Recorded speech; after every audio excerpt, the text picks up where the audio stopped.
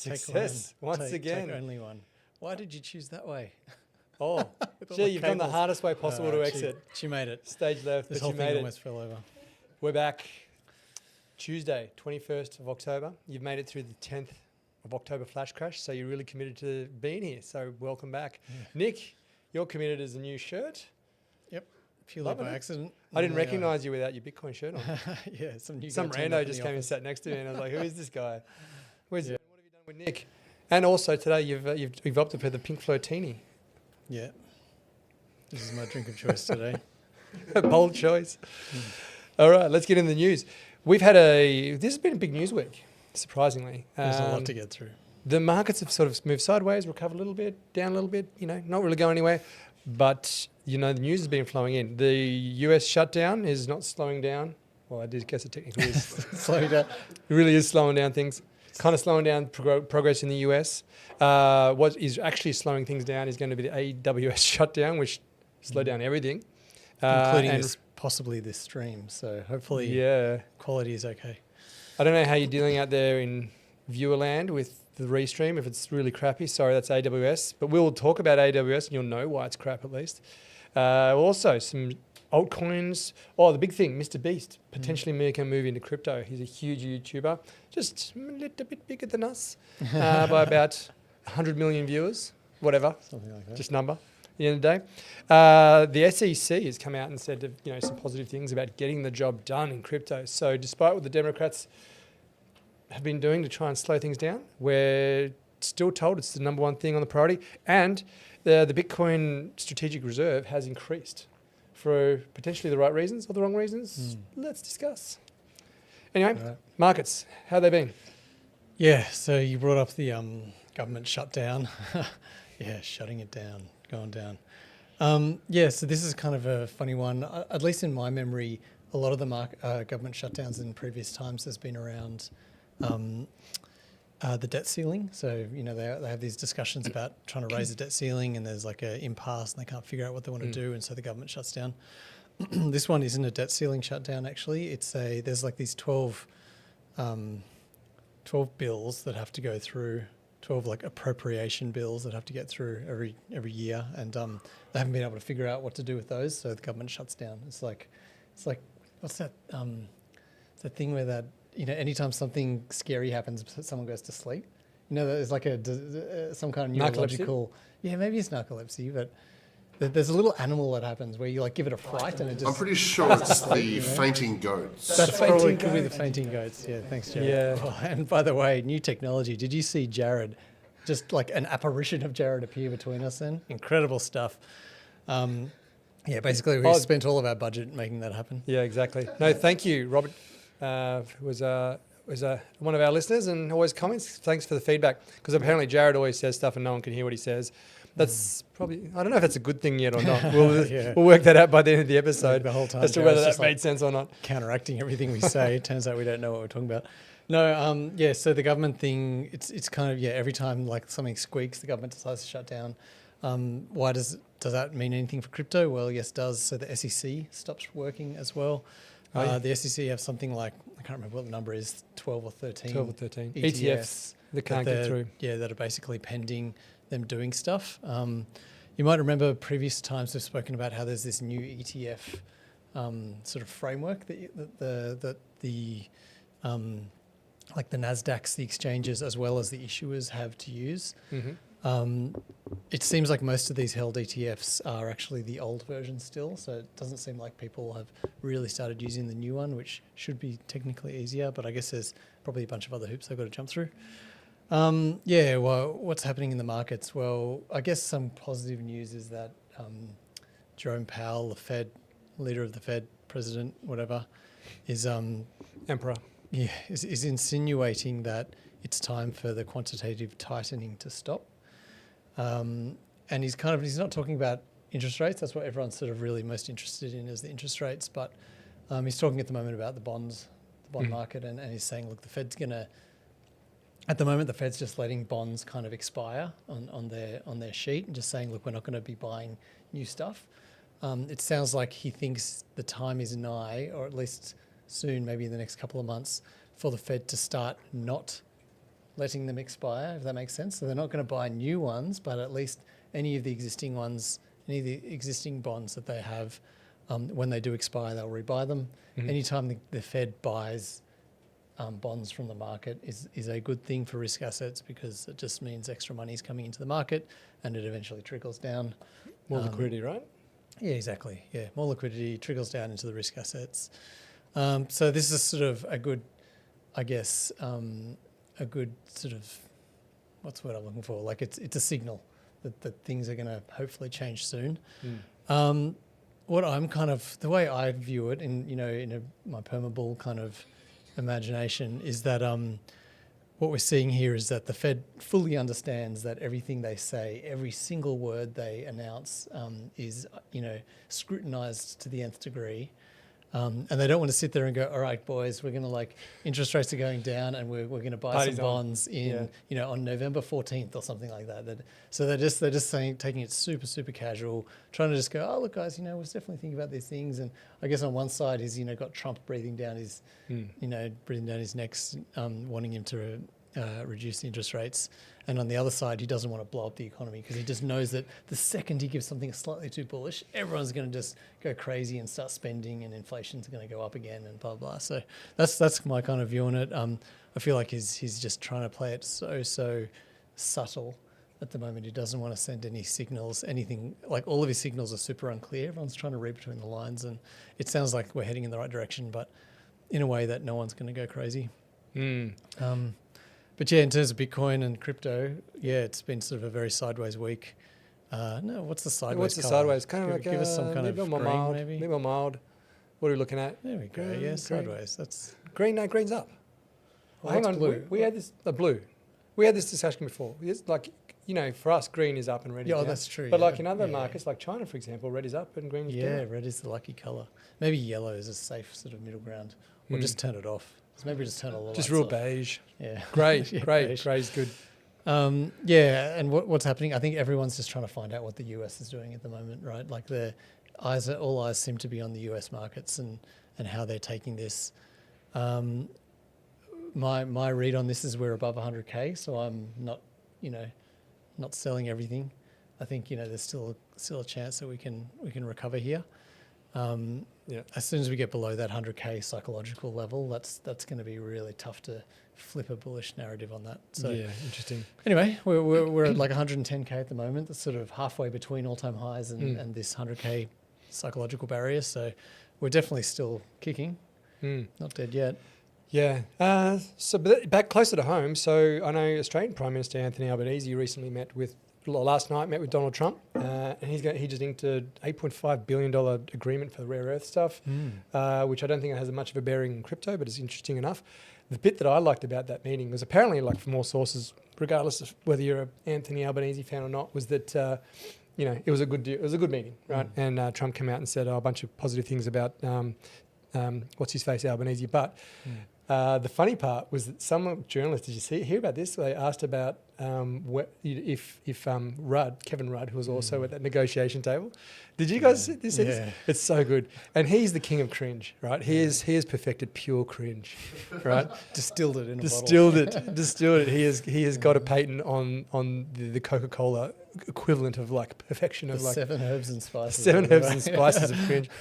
And he wrote a bunch of comments talking about how Donald Trump was the most destructive prime minister of the world, history and all this kind of stuff like that. I heard Village Idiot was mentioned Village as well. Idiot. And I think Trump, and Trump being the kind of guy at least he comes across as, wasn't even aware of these comments, because he's like, who are you, Kevin Rudd? It's not even important enough to make his sphere of consciousness. But one of the journalists asked him if he something about it, whether he retracted the statement or something like that. So Kevin Rudd and Trump were face to face the first time Trump had heard these things that Kevin Rudd had said about him. And so apparently Trump just kind of looked at him and was like, well, I don't like you. Yeah. Which to me is an interesting response, right? Never will. Yeah. It's an interesting response, because everyone, you hear all this stuff. People wax lyrical about how Trump is this, unpredictable madman who goes and says what he wants and blah, blah. But then I see all these examples of where, and I'm not standing up for him or whatever, I think he's done some pretty horrible stuff, but you see all these examples like this one where, you know, all this bad stuff's been said to him, and his response is, I don't like him. Like, you know, that's so un-Trump-like when you consider what everyone's, you know... Well, I mean, you've got to look at his vice president. J.D. Vance said some more awful things, but he's in the good books now. Yeah, I mean, you can never fall too far that you can't be redeemed, I suppose. Anyway, yeah, I think it was interesting, like, you know, Trump is still able to, you know, take the high road, I suppose. Anyway, those by the by. Yes, I did see that Kevin Rudd stuff is, yeah. I mean, he's probably kicking himself right now, going, why did I say that stuff? I've now got to pander to this guy. But yeah. Well, Trump, I can't remember what Rudd's thing was, but he kind of weaseled out of it because he said those things and it's like he then deleted them. Well, then he kind of came and it's like, mate. He said it was before he was in his current position. So he wasn't, you know, the ambassador or whatever, like the... Yeah. So he doesn't stand by his words. Or something like that. And even even Albanese, I think, stood up for him and said, no, he's doing a great job as the US ambassador. Right? He's kicking a bunch of goals, blah, blah, blah. But yeah, we'll see. I mean, what are they going to do? Send us some submarines, right? And we give them some rare earths. And let's not keep going on. This is not crypto related. We've got enough to get through. All right, back to crypto related. Yeah. Back to the shutdown. Actually, no. Let's jump on first the big news because you know the internet's going to love this. Is MrBeast. So I had a look in this article as well. So for the first time, possibly ever, I actually went and read all the underlying articles of the articles. I've gone a little bit deeper than usual. Tell me more. Well, about it. I was disappointed to find out that really, in this case here, it's kind of just speculation at this point. So MrBeast would be a huge... If MrBeast was to do something in crypto, that would be, you know, for the retail masses, he had such a huge audience. And he did a platform, I'm sure it would be a success. Now, my understanding is that he hasn't actually started doing anything yet. He's just applied for a few licenses in which, you know, he kind of implied, or at least the language implies that potentially he will go and do some crypto on-ramping, off-ramping, exchange type stuff. So we kind of have to wait and see. Yeah. But it's pretty funny. I mean, I didn't know that he was planning on doing anything in crypto, or at least had an interest in it either. Yeah, I get sort of, was it Iggy Azalea vibes from this? You know, how she sort of, so Iggy Azalea is this rapper from Australia actually, but she made it big in the US market, so she did really well. And then out of nowhere, she pivoted into crypto and launched a token, like a mother token, yeah, which was like a combination of S for the $sign, I think, with the $sign and mother, it's smother, which is like her smothering you with her big ass. It's what? like where it's coming from. Yeah. I'm deep in the lore for this. That's news to me. Yeah. And it was, you know, funny at the time, but I think she still tweets about crypto and stuff. So I think she's literally just given up her rap career and decided to go all in on crypto. I'm not saying that's what MrBeast is going to do, but if you look at his history, he's got a long line of, you know, non-YouTube video endeavors that he's gone out on. So I'll list some of them here. Beast Burger. So he started some kind of like burger chain that really didn't go very well, and I think he ended up suing them because of quality issues and stuff, so that didn't work out too well. Feastables. I've tried a Feastable. Oh, okay. It's like some kind of chocolate snack or something. Basically a chocolate bar, yeah. Yeah, okay. So he did that. It's pretty standard. Yeah, it's pretty standard. Just a chocolate. Yeah, okay. Beast Games, which is this reality TV show he did, which apparently was extremely popular. Basically got 1,000 contestants that are all competing to win $5 million or something. Yeah, I saw that. It was actually really good. So that did well. He also did Beast Philanthropy. So this is like a philanthropic sort of organisation. Was that the one where he went and built the wells and the bridges and stuff in Africa? Did that kind of stuff. Yeah, and a lot of people were upset about it. Oh, what were they? I didn't hear about that. There's this thing, like I guess he went and fixed a bunch of problems that everyone was like, all these like international organisations had tried or couldn't get, or the local people couldn't get. And he came and just did it. He just was like, he just brought in, I guess, his, I don't know, his just personality and money and whatever he did. And he just went and did these things. And everyone was like, it was like brought in like an almost overarching sort of racist tone. Like you're just doing this for like, for the views. For the views. It's kind of like, but you still, maybe you did, but you still built the bridges in these wells. Yeah. Like that's a good thing regardless, right? But anyway. The like villages are like, this bridge is in the middle of my house. Like this is not where we wanted it. And he's done a bunch of other stuff, like they deliver a whole bunch of food in some local areas and blah, blah, blah. Like that seems pretty legitimate actually. But the rest of his stuff all seems to be all around like, you know, giving away money in some and that's why I think it's so popular, is because there's like the Beast Games is all about giving away money. He created some kind of app, like Finger on the App or something like that it was called. And I think the idea was you kept your finger on the app and whoever kept it on there long enough won. I don't know the details, but it all seems sort of, he's generating a bunch of interest through giving away money for free. And you know what people love? Free money. Yep. Oh, money, particularly when it's free. Yeah, especially when it's free. But yeah, I totally agree with you though. This does seem like it's sort of an announcement of an announcement. If it does happen, cool. I mean, in exchange, they're competing with independent reserves, so it's obviously going to fail. But yeah, we'll see how it goes. Yeah. Okay. Well, then back to the US government shutdown. So have we got the news? Oh, No. There's heaps. I guess from the shutdown. It's dropping Frame rates. The AWS server issue is impacting us live. We can't get our notes up. That's right. That's why I got the old paper-based one. So the US government shutdown. So with the US government shutdown about to enter its 4th week, well, I've been in Singapore and doing fun stuff, and I haven't actually noticed it's been shut down. So I guess it doesn't matter that much to me. Anyway, the pro-crypto Senate, so Democrats, are due to meet. So there are still some pro-crypto senators apparently of the Democratic variety, which are due to meet with a bunch of people. So I had a look at the list as well. So really who's who of the crypto industry to talk about this market structure legislation stuff to try and get it across the line. I think we mentioned last week that the original criticism of this bill was that it would effectively kill, people the whole effort of trying to onshore DeFi project work back in the US. So they are trying to get back on the form, the meeting is proceeding, and they are trying to figure out a way to not kill crypto with some industry heavyweights. So that seems to be a good thing. Yeah, we'll see if it's lip service or not, I suppose. But what interests me about this one, so the list of people, Coinbase, Chainlink, Galaxy, Kraken, Uniswap, Circle, Ripple, all big names, but most of them are all centralized and not really DeFi related.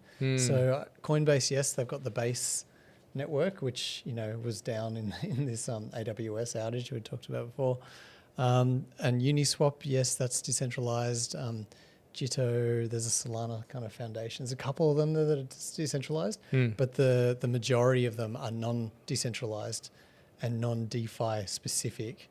We just kind of have to hope that they're going to be, holding the flag for the DeFi and provide like some kind of united front on what they're arguing. Because my guess is that the I don't know, is this just the Democrats kind of thing? They go like, we'll meet with them and then actually ignore everything they say. I don't know.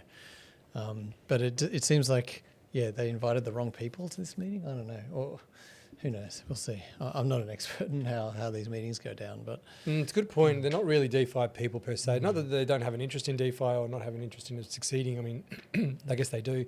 But also as well, imagine for these types of things, and this is pure speculation, which we love to do, is that, the big names get attention to the fact they're trying to do something. Do you know what I mean? Yeah. If I was like trying to get some notification for my bill, I'd be like, well, I had this big, round table with all these big names. I'm cool. You know what I mean? I'm trying to get stuff done. And then, of course, at the end of the day, they don't listen to them and they just do whatever they want anyway. Yeah.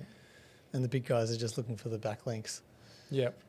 So it's good for it's good for the big names. It's good for the politicians. Does anything come out of it? I don't know.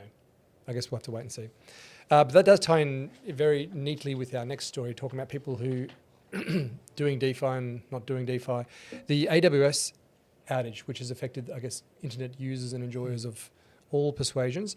But it's really kind of been interesting in that, the AWS outage has really exposed, I guess, a number of, crypto businesses, even so, supposedly decentralized businesses, as being not as quite as decentralized. Yeah. For example, Base, run by Coinbase. Right. So they had a bunch of throughput issues.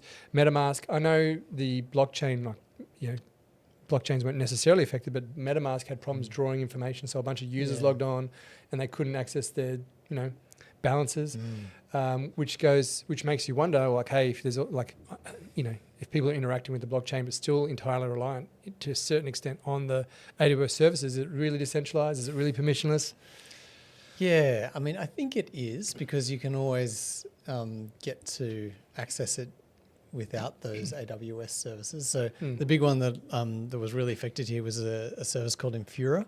Infura has had these kind of issues before. So Infura themselves are fine, but because they are this big centralized company that provides all of these API services, they just make accessing blockchain stuff easy. So you can still access the blockchain. You run your own node, boom, you've got all of the blockchain data. You can get access to it that way. But Infura does provide really easy APIs for other applications to hit. And Infura has had AWS issues before, or even like their own issues, and suddenly like half of Web3 goes down, and you suddenly realize, wow, everyone's just using the easy way out, and you're using Infura. Instead of trying to do it themselves. So, which creates a big centralized risk. It does. So like as an example, like an independent reserve, we have access to Infura in that our servers can use Infura, but we have like a list of other alternatives where we can, if one doesn't work, it kind of fails over to the other. And this is the kind of redundancy that these Web3s need to build. So it's super easy when you're just one guy, I was going to say a single guy, some of them are married, who's like working on this cool Web3 thing.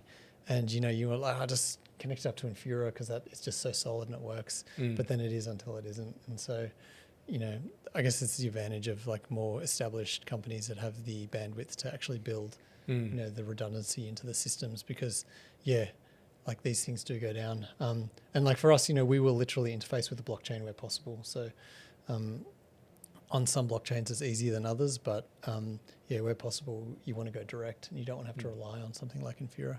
Not that Infura is bad. I kind of feel like a lot of people are shitting over Infura. They do an incredible job and have built this amazing system. But when AWS goes down and Infura happens to be on that AWS node, then we're in trouble. Is there a solution? Is there more of a problem of the internet being more centralized, more than anything else?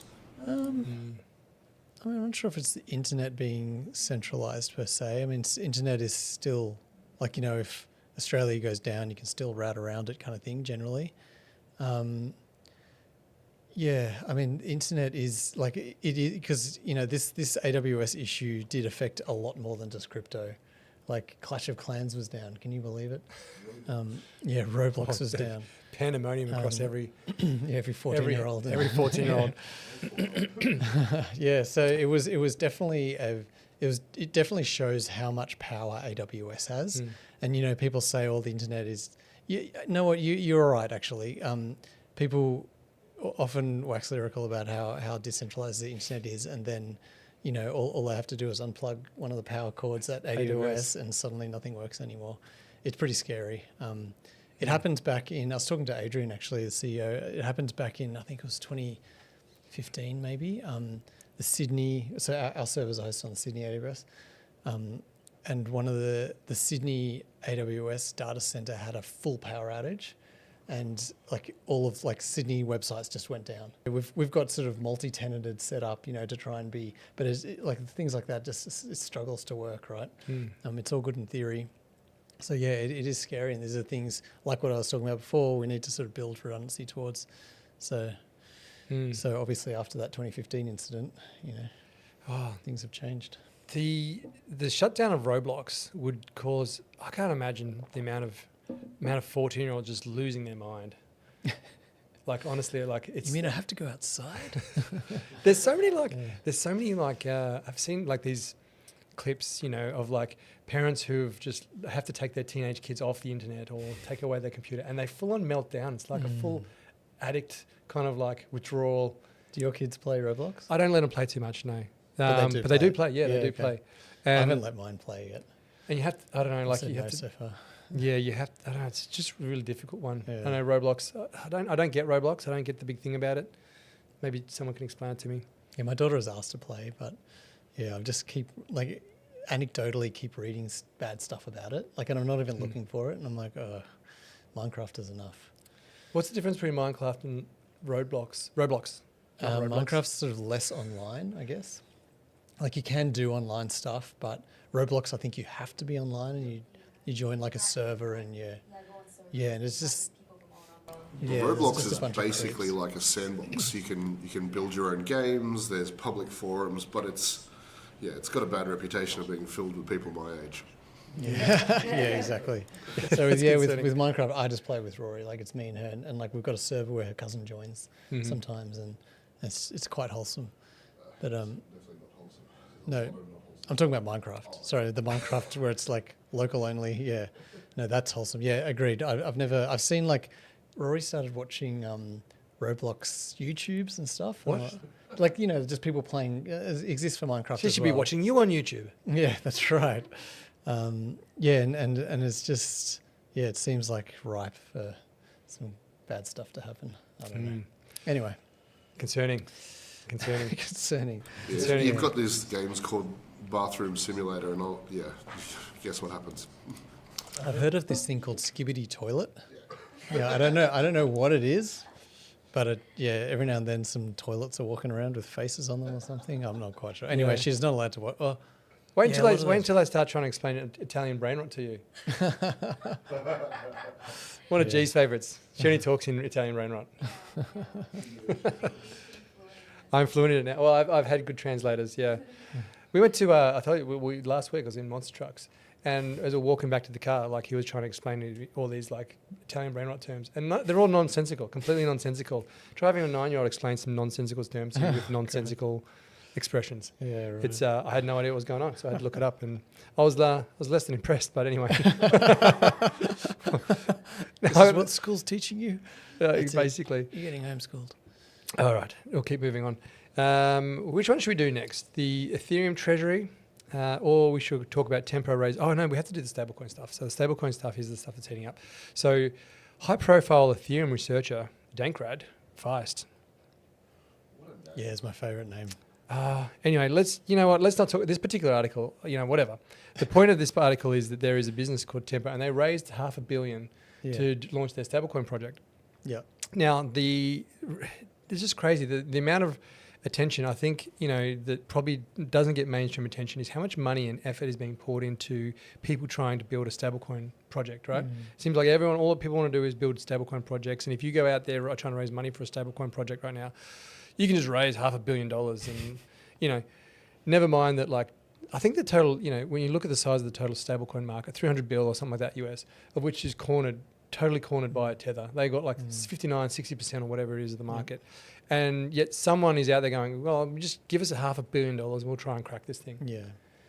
Yeah, everyone's got their sort of angle. So this Tempo thing is done by Stripe, the massive Stripe, payments company, payment company. and was it Paradigm, I think? Bankroll, are sort of getting behind it. Paradigm's a big crypto company. Yeah, I totally agree. It seems like there's just a bit too much exuberance around stablecoins. Interesting thing is it's like hard to sort of, pick up a bag. You wouldn't ever buy a bag of their stablecoins because obviously the idea is it doesn't go up in price. So how do you get exposure to this?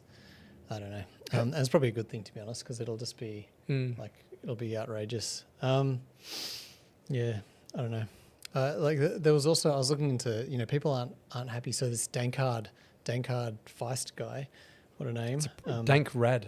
Dankrad. Is it Feist or Feast? He's dank and he's rad. Man, so good. Anyway, he came from the Ethereum Foundation. He was a Ethereum Foundation researcher. If you've ever heard of dank sharding. Only today. Oh, okay. So dank sharding is this big thing they've been trying to do, which increases scalability, blah, blah, blah, of Ethereum. It was named after this guy because of his name, Dankrad. And now he's gone. So which is kind of people are not too happy about that because they're like, holy, it's a bit of a brain drain on the Ethereum Foundation. This guy Not too happy on it called dank sharding, or not too happy with what he's doing? No, not too happy that he's not with Ethereum Foundation anymore because, they're kind of worried, what does this mean for the dank sharding roadmap? Are we going to continue to be able to kick these goals? I never knew I needed to care about it until today, but I care deeply now. I mean, the reality is he's now with Tempo, which is still very aligned with Ethereum and blah, blah, blah. So, it's interesting to see how it'll play out. How much does he matter to the Ethereum roadmap and to its ability to kick goals and achieve things? So there was some pretty cool stuff that I read in this article as well that I'll probably add to that. And one of the comments, for example, was from Visa, who pointed out that there's, in addition to sort of payments and settlements and stuff like that, in the last 5 years alone, there's now roughly $670 odd billion worth of loans offered now in stablecoins.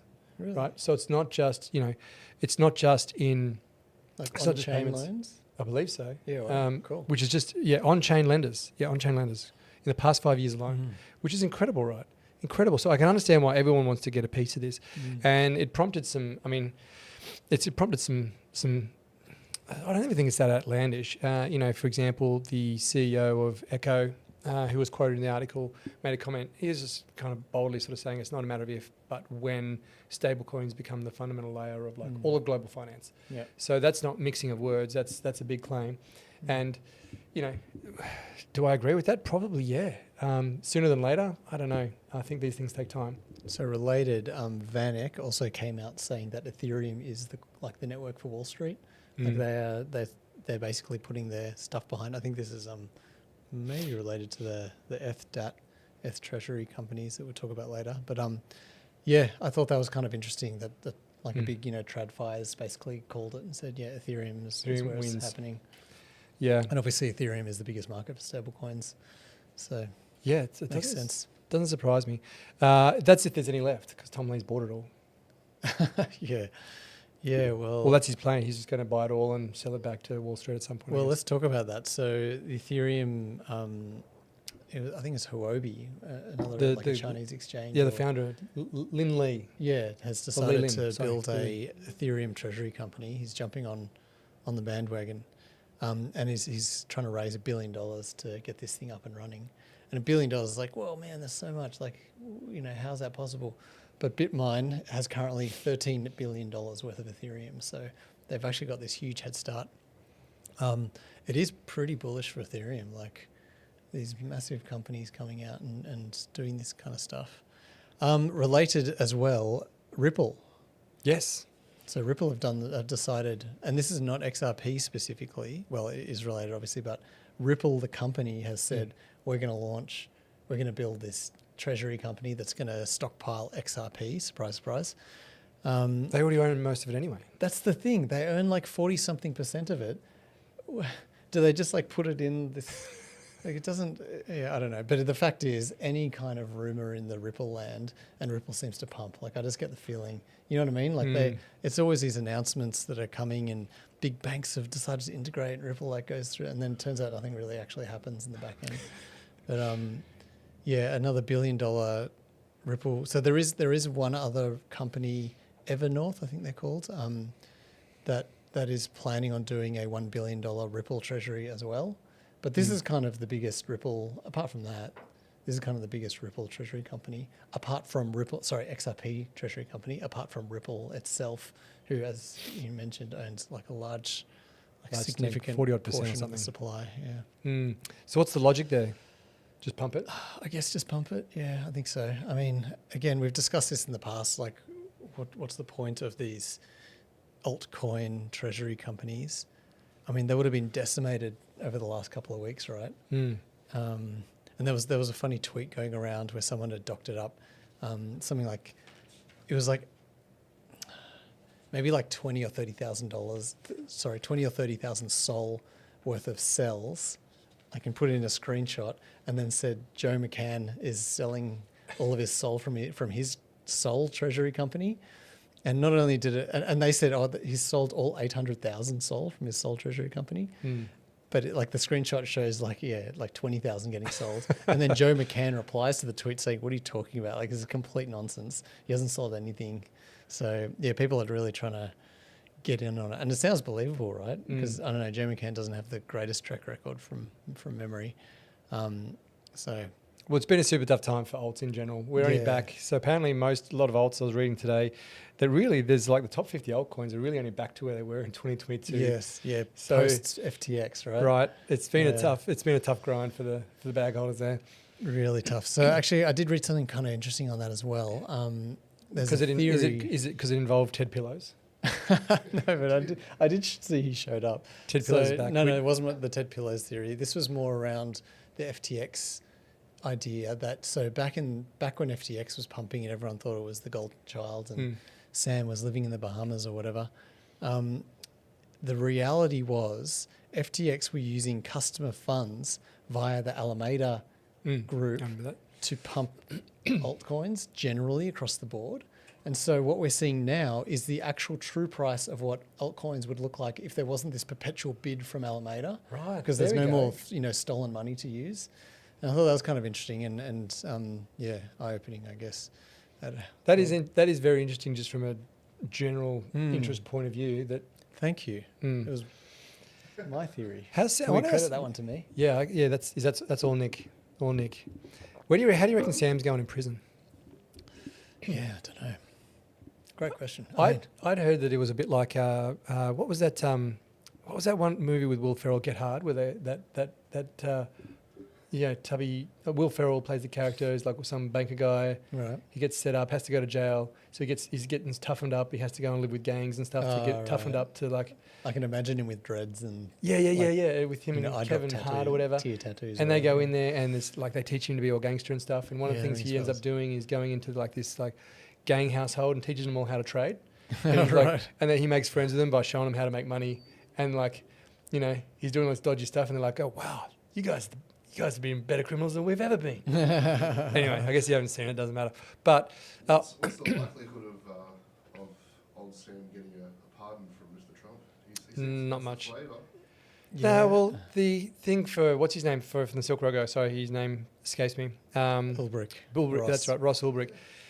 Now he was kind of like a bit stitched up, right? Because he got life in prison for like putting up a website effectively, whereas Sam went and did like a couple $1 billion Mm. heist on people.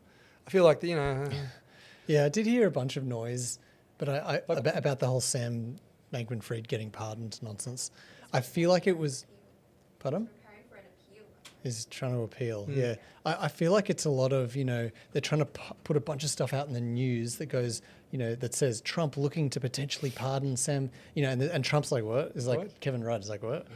So he's actually not looking to do it at all. But the media companies are just trying to really pump that narrative so that people go like get in the mood. That's kind of my cynical view on that whole Trump and So SBF thing. I can kind of get the Ross Ulbricht one, kind of turned a blind eye. Allowed this website where people did some illegal stuff, even though he was kind of he could provide a platform that it happened in. And okay, probably you need to do a little bit of time for that, but like life was a really crazy sentence for that kind of crime. It just doesn't feel right. Whereas Sam, what's he get, like 30 odd years, but he stole billions. Yeah, You know what I mean? He Probably- devastated. Yeah, he devastated a lot of people. Yeah. Yeah. Anyway, yeah, I hope he's not doing very well in jail, to be honest. He was like I heard, and again, I don't know if it's the internet talking nonsense, but he was in there, he was trading Mac with people, because like that's like the internal currency of like jails and stuff, the frozen Mac, the dried mackerel, or whatever it's called, the Mac. All right. I don't know. Not cigarettes anymore? Probably cigarettes as well. I've never been to jail. I don't know. Wink. I thought you knew, Nick. Yeah, The you know word what? is he's brought in commissary staking, so yeah. Yeah, I don't reckon he's getting out of jail. What's more interesting to me is does he have like a secret stash somewhere? Of like, a Bitcoin Trezor wallet hidden under a bed, or you know what I mean? Like when he gets out, like is he just going to be living like a king? Because he's got 1,000 Bitcoin in there or something, and Bitcoin's now worth $1 million. It's just You'd think so, wouldn't you? You'd think so. yeah. You'd think you'd at least try. Maybe they found it. I don't know the details of his arrest, but you'd at least try to stash a few Bitcoin here and there. So the thing I could never work out about Sam Bankman, SBF or whatever, was he? I don't know if he was genuinely a bad guy or just one of these kind of like, I don't know. I'm going to make up a term here, nerd arrogance. He just had a heap of nerd arrogance where he'd kind of, everyone around him was telling him he was smart. He thought he was smart. You know what I mean? No, and he just kind of thought that he was this, he thought, well, if I think it because I'm smart, it must be correct.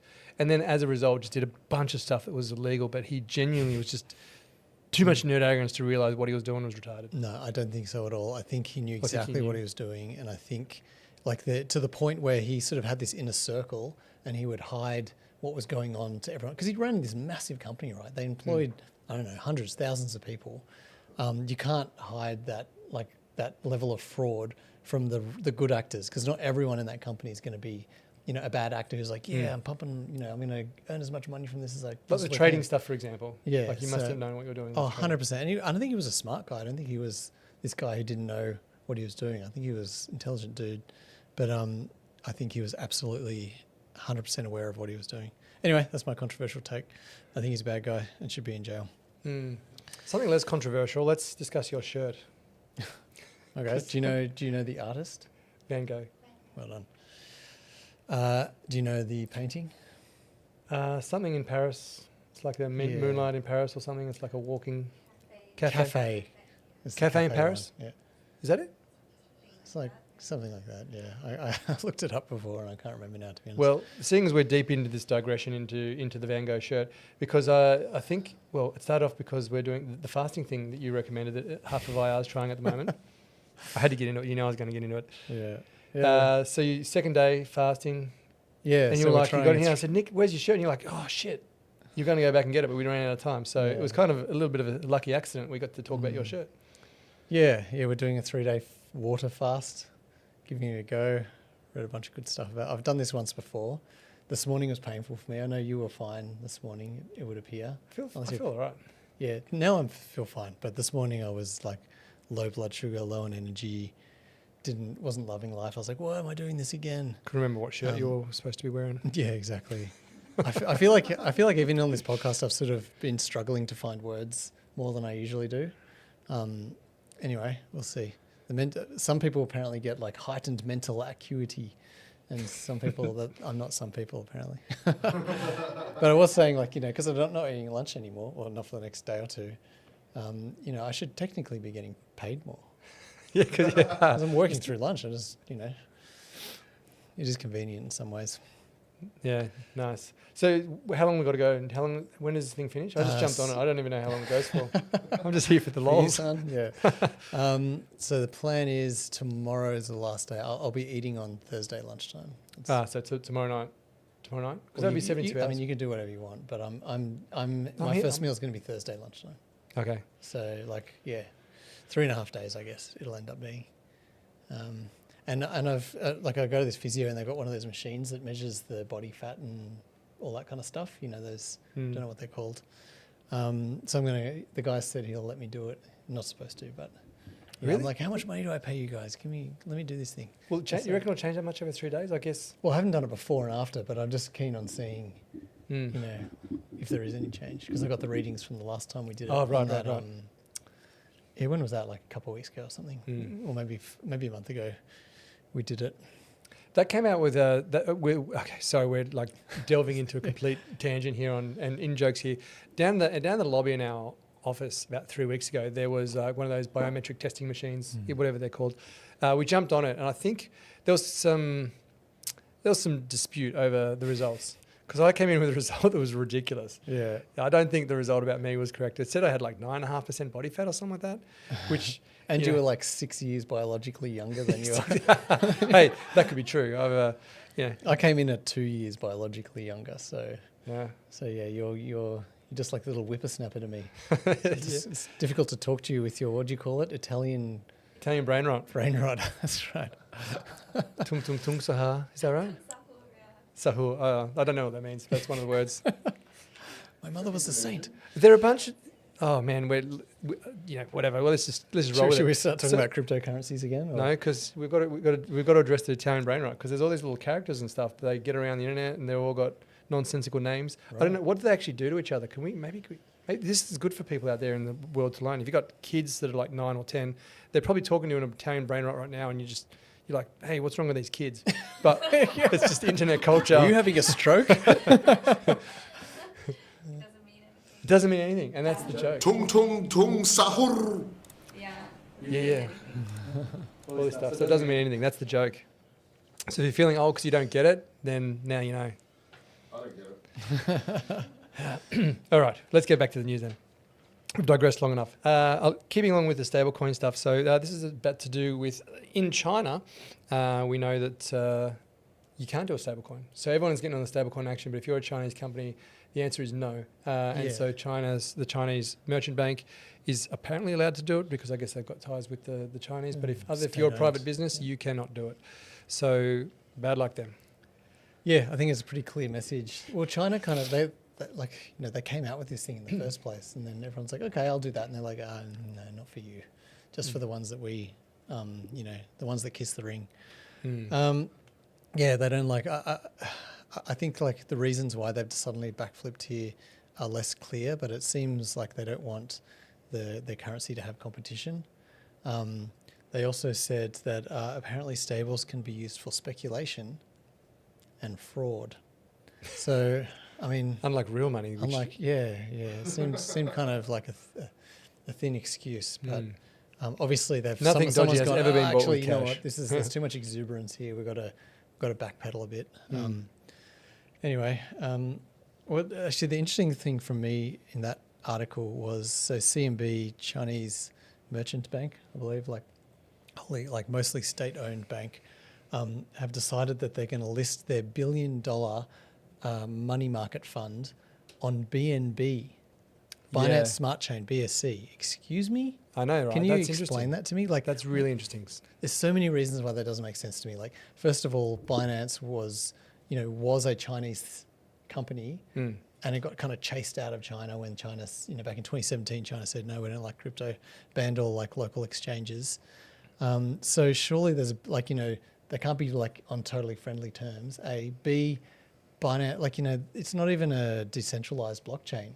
So this non-Chinese company called Binance control essentially Binance Smart Chain, this network, and they're launching the fund on this thing that can be controlled by someone that's not under the control of China. Like, you'd think at least they'd put it on something actually decentralized, like Ethereum, for example, where it's not likely that some guy can just come in and shut it down.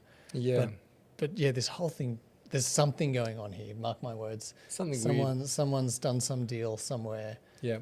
So my understanding of that money market fund is it's kind of like almost like a subsidiary of a larger fund. There's a listed fund, which is a money market fund, and it's kind of like which is the umbrella fund, and then there's a smaller fund underneath it.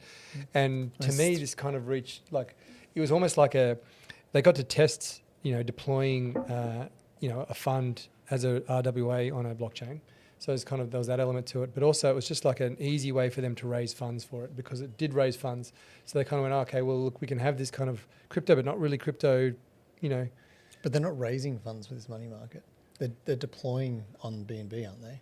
The money, it's already got $3 billion in this TradFi money market. Oh, okay, maybe. But my understanding was they could actually, you could now participate. So you could use stablecoins now to invest in this fund. So there's a way to possibly. Yeah, I don't know. Yeah, maybe they're looking for good ways to expand it. I didn't look into that part, but yeah, it just seems so crazy that they'd use Binance. Maybe Binance is closer to China than we realized. Is sort of what I'm thinking.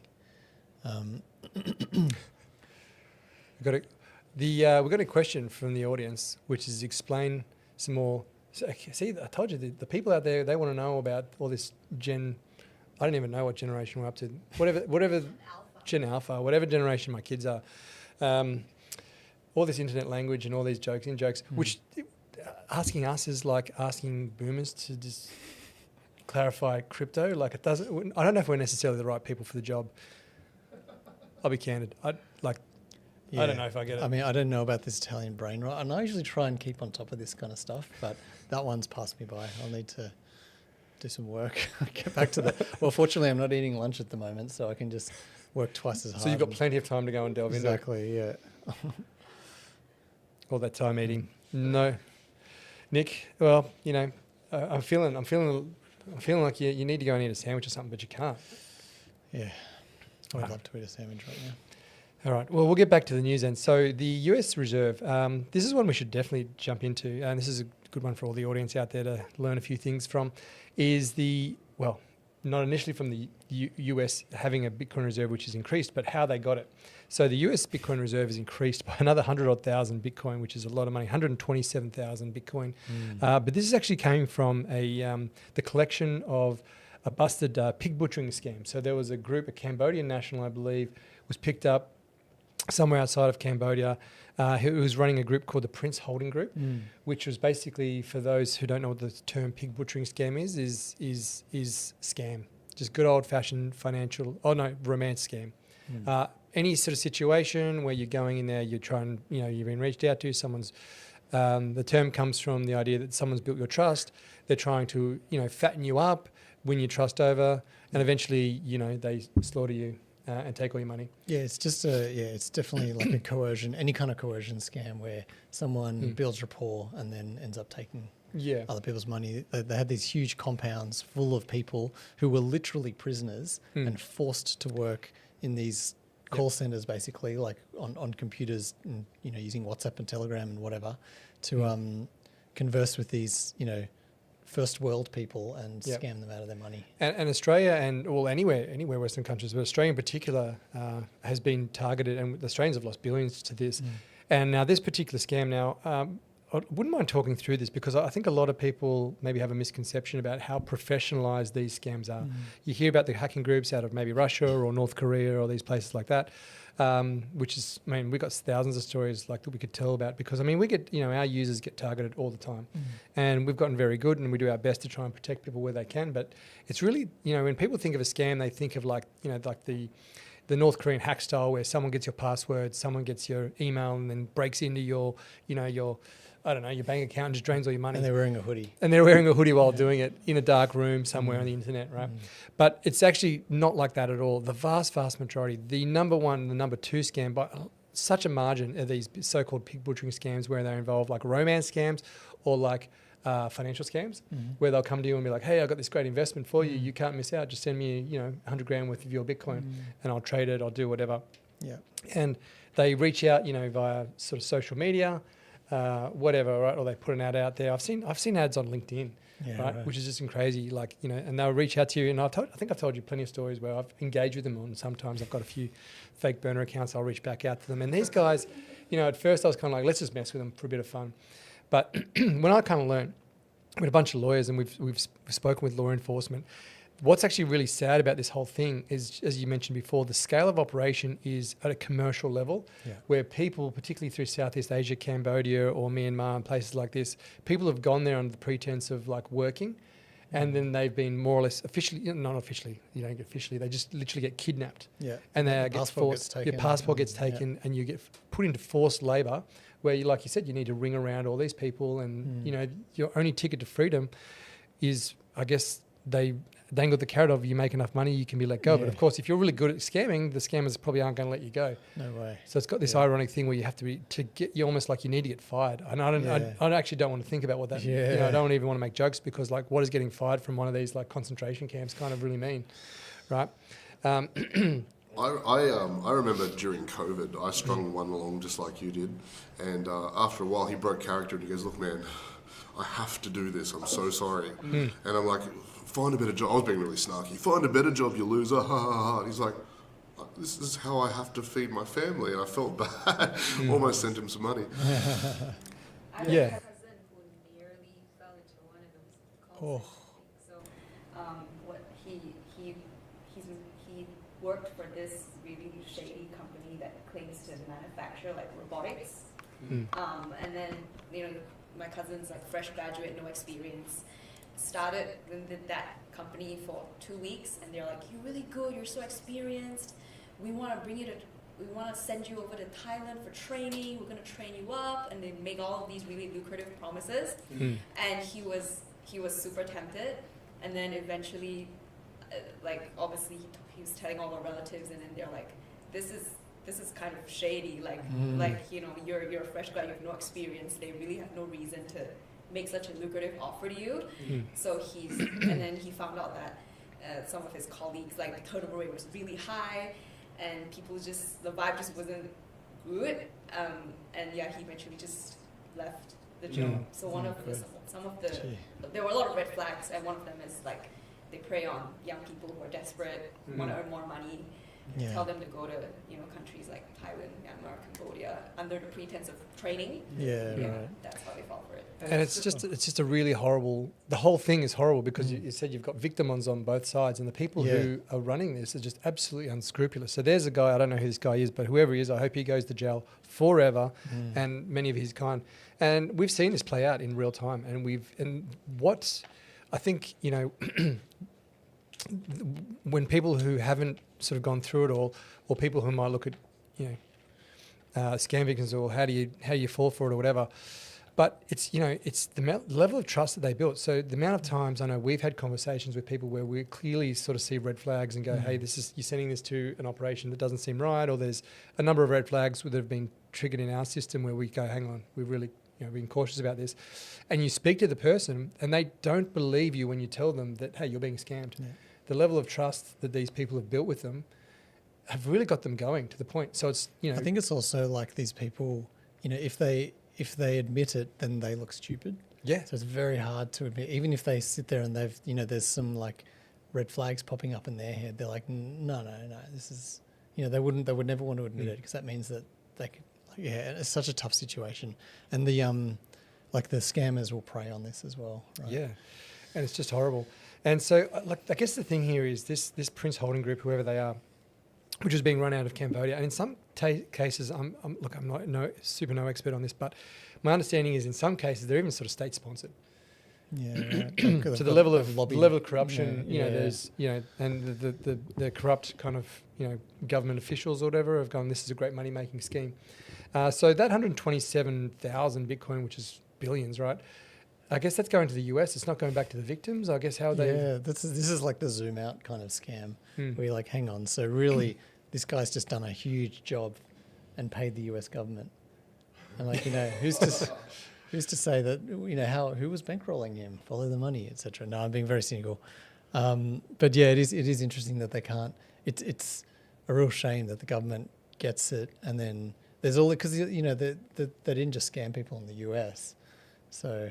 And I'm guessing they don't have like records of who got scammed and how much.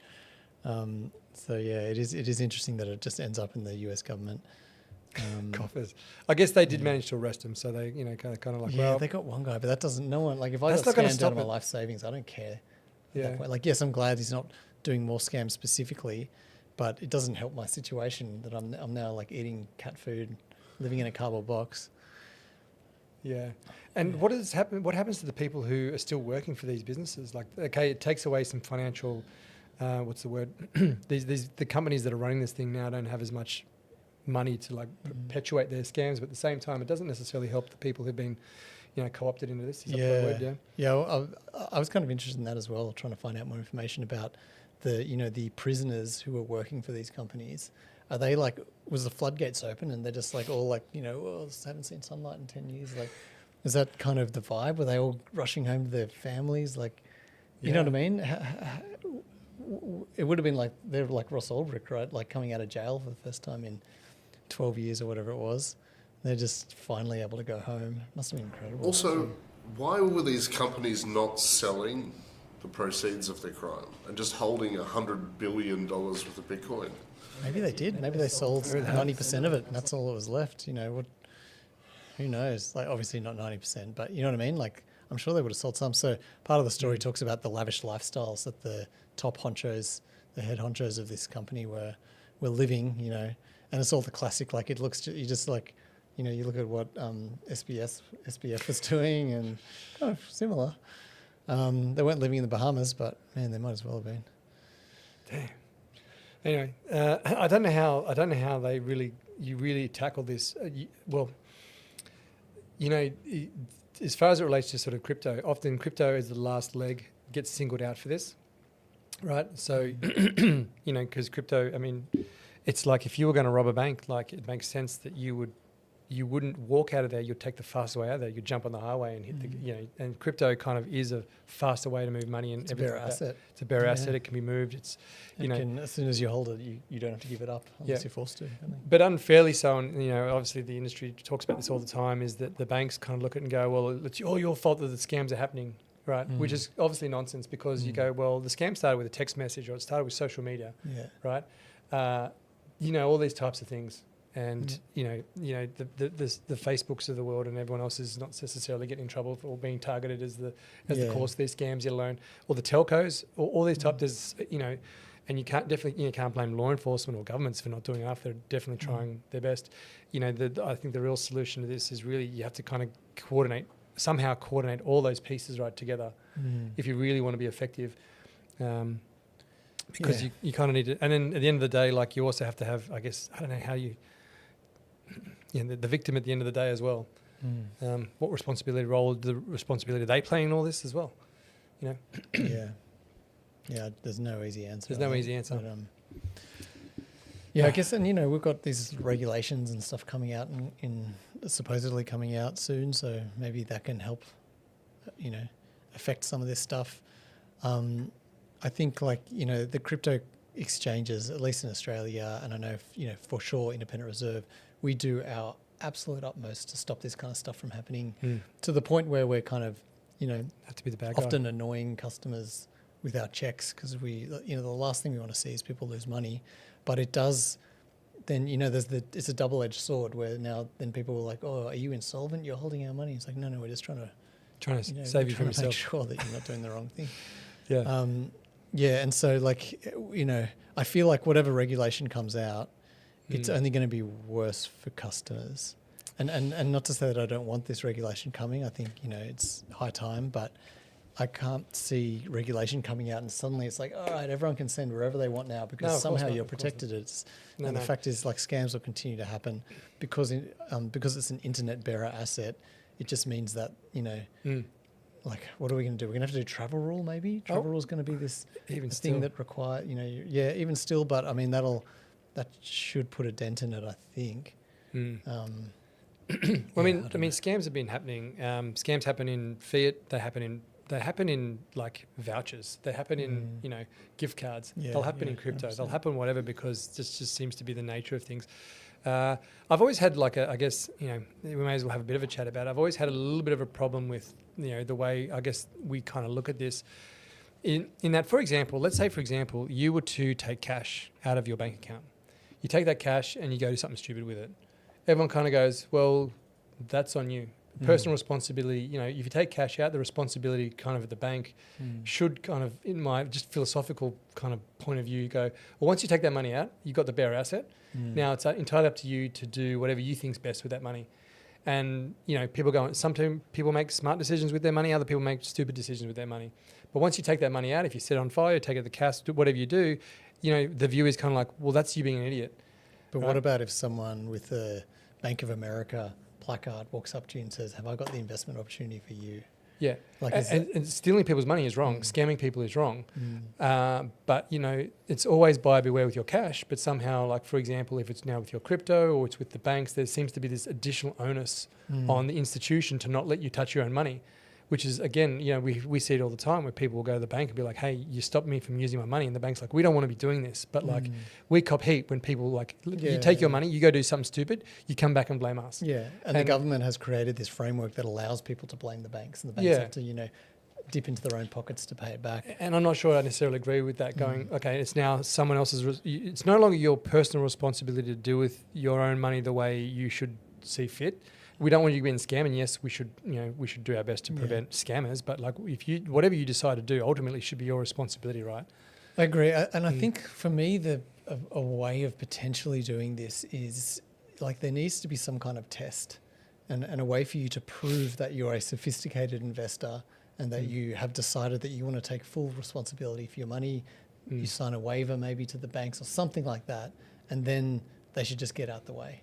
And if you don't sign this, or if there'll be some kind of maybe a means test, I don't know, like to determine whether you're sophisticated enough or clever enough to manage your own money or whatever. And I'm getting into murky territory here, but like I feel like at the moment there's no way to do this, right? It doesn't matter how intelligent, sophisticated you are. If you have a Commonwealth bank account, you're sending maximum of $10,000 a month to any exchange in Australia, which just seems ridiculous to me. Like you should be able to prove, and they're the worst of it. Like other banks, have different kind of hurdles that you have to jump over, but none are as bad as CBA.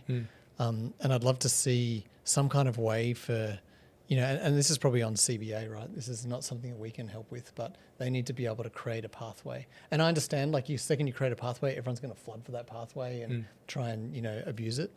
But I think there's still the opportunity there, like, to let people do what they want with their own money.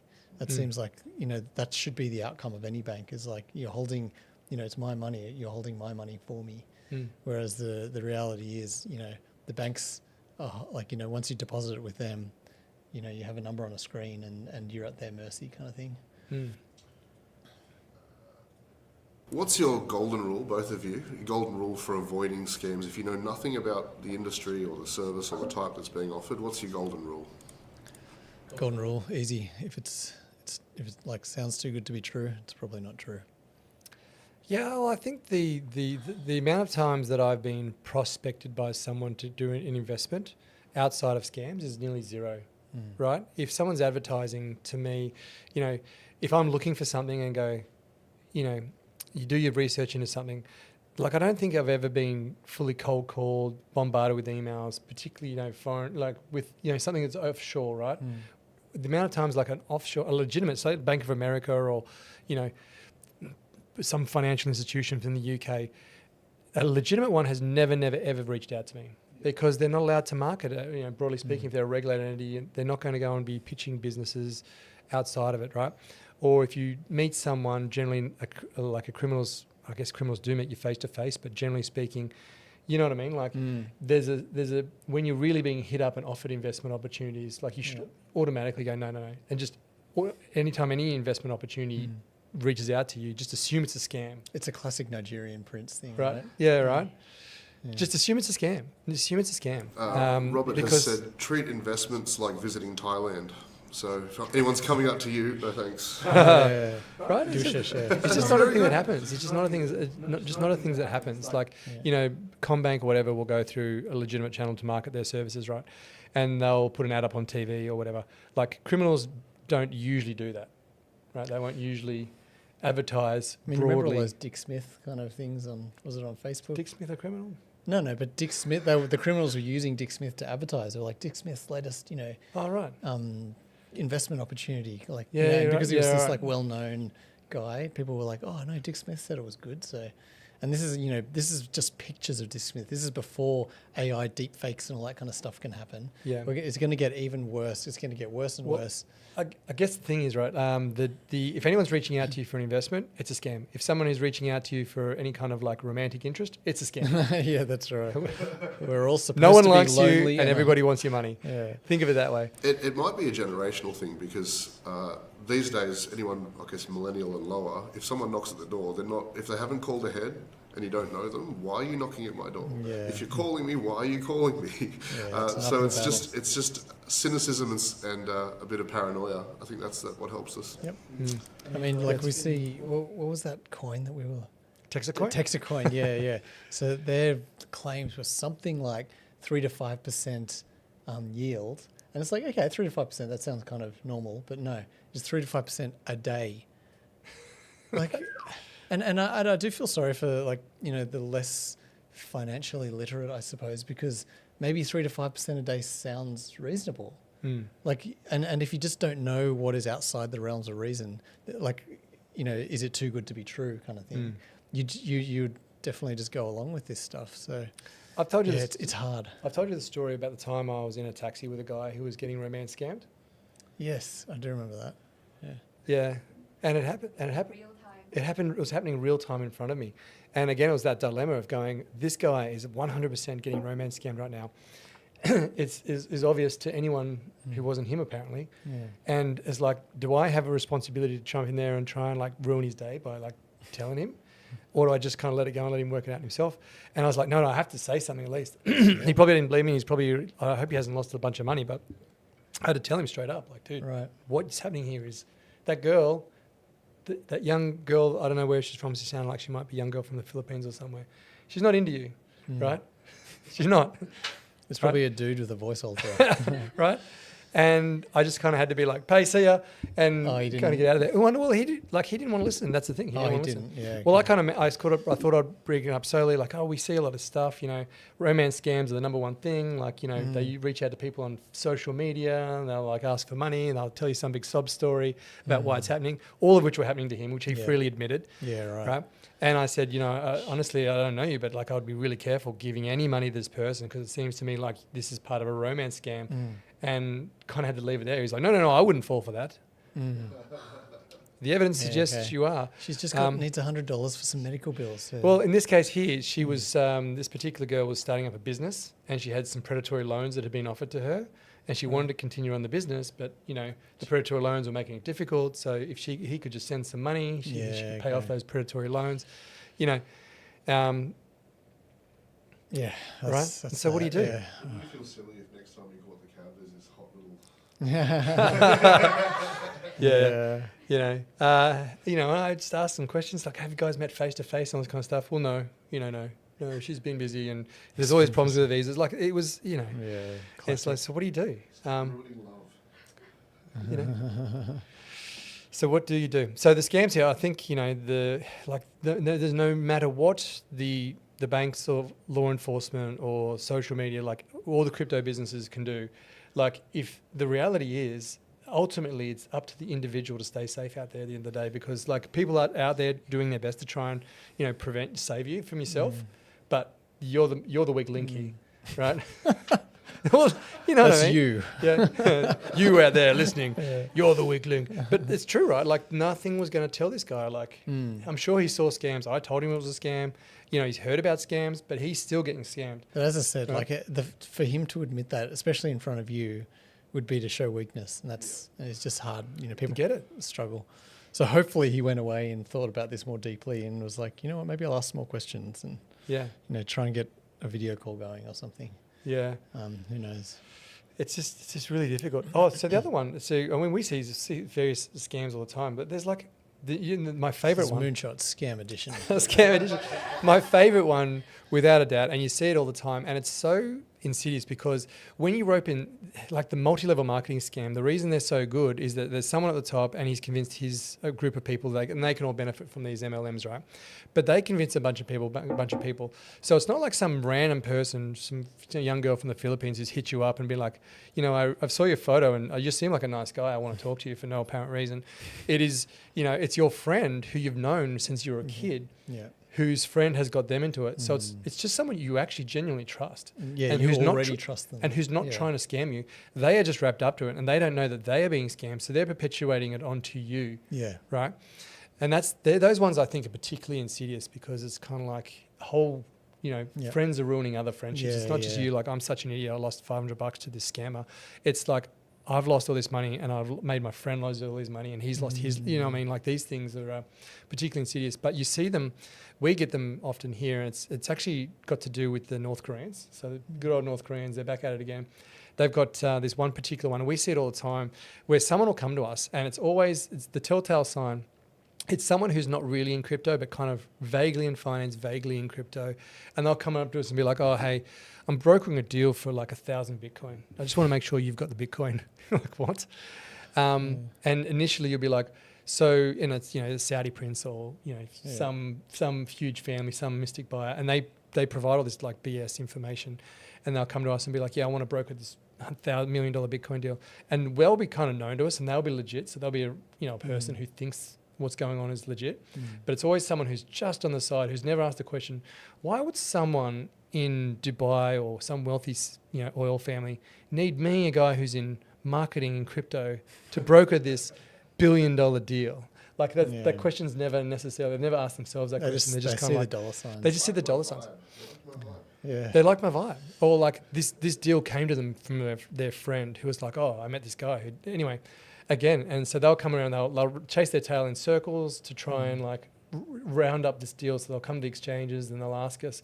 But what the actual grift is, and this is actually the full-on North Korean style, where they'll have like a little script that they'll run a bit like the Bybit thing, where they'll kind of like, they'll want you to test. They'll get their wallets and go, okay, I can release the funds now, but we need to test it's working. Right. You need to run this script to make the test run work, and as soon as you accept that, then the malware is installed and then you lose your Bitcoin. So these people run around trying to think they're doing it, then they'll set up, like they'll buy a Bitcoin or whatever, probably not a whole Bitcoin, I don't know how much they do, but then they'll go and infect themselves and lose this money, and then that's usually when we don't hear from them again. Yeah.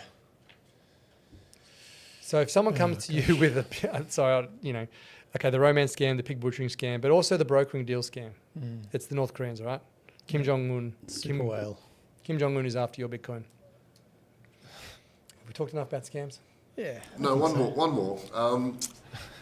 Here's a movie idea. A Filipino supermodel whose perfect type is just a taxi driver.